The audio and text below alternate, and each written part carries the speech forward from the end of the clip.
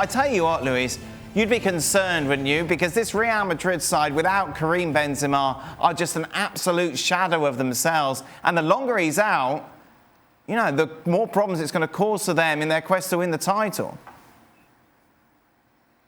Exactly. The model of the pressure they are going to receive, the players. Now Champions League is going to be back. You're going to continue, have to move in for Ancelotti's side to bring the best players. And it's true that if we recall a little bit, the draw against Celtic, they won only 1-0 against Granada, struggling so much to score a goal. And today they got another draw. And in the first half, they could have received a few goals. So at the end, that I think is going to be a big concern for Ancelotti, the way of managing the squad, the rotation that he's going to need to use for the coming weeks, because definitely Sevilla is going to be there. He continued, Betis is behind it. So at the end, they're going to need to continue performing every single week in and week out. And I have to tell you that the squad is not as deep as we were expecting.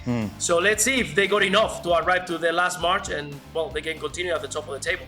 We thought they were home and hosed, really, didn't we, as champions-elect? Yeah, that is a big problem for them, but I think the other end of the field is also a problem. I don't know what the situation is with the injuries and suspensions ahead of the PSG game. Yeah. I'm not sure about Ferland Mendy. Mendy's out, isn't he? Mendy's out. So, you know, he's got a decision to make. Marcelo, I mean, every time down that right-hand side, Villarreal in the first half, he got roasted, he got beat. Now, if that happens against PSG, the chances are you're not coming out of it unscathed, right? That's going to kill you. So then he's got a question mark. Does he move David Alaba back to that left back where he started the season? Of course, he has a natural left back, but he's played really well at centre half for Real Madrid and for Bayern Munich. Do you bring Nacho in and move him? Your options are limited. So there's some big decisions to be made. One in the fitness of Karim Benzema, that may be made for him, who knows?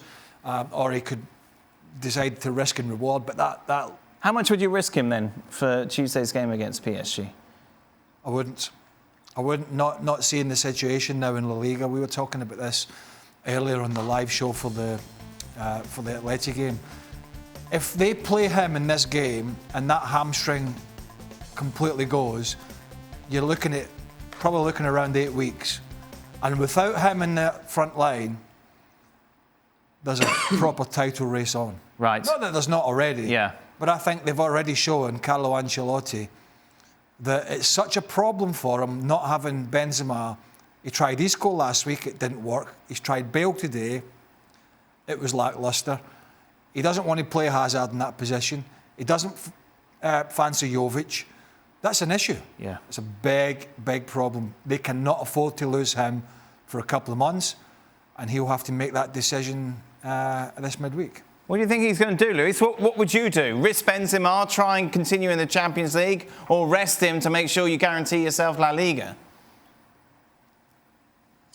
Actually, I wouldn't risk Benzema at all. I mean, not even thinking about what is going to happen in La Liga or if we are going to manage to get a good result against PSG. He's your key player, and you have realized that from the beginning of the competition. Scoring goals, the attraction of the players that he's got, the assisting, the quality he brings to the team. So when you have a muscle problem, you cannot risk. He hasn't play at all. When you are in training, probably you're going to feel comfortable, but it's totally different when you are on the field for a game. The distances are bigger. Your mind is concentrating what you have to do, so knowing your muscles. So I wouldn't risk a player who has got a tiny thing in a muscle. So I would rest and see, give it some minutes maybe in the next week a competition in La Liga and see if he's available for the second part of the Champions League.